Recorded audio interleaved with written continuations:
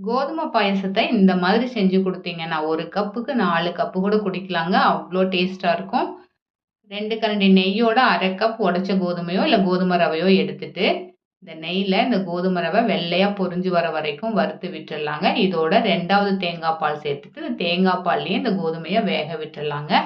1 cup நாட்டு சர்க்கரைக்கு 1/2 cup தண்ணி சேர்த்துட்டு, இந்த சர்க்கரை தண்ணியில கரையிற வரைக்கும் சர்க்கரை பாகுவ ரெடி பண்ணிட்டு, இந்த கோதுமை நல்லா வெந்ததும் இதில வடிகட்டி சேர்த்து கலந்து விட்டுறலாங்க.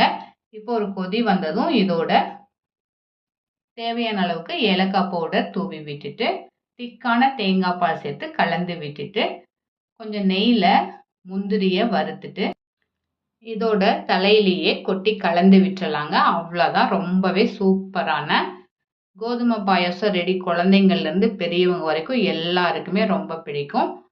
ட்ரை பண்ணி பாருங்க. தேங்க்ஸ் ஃபார் வாட்சிங்.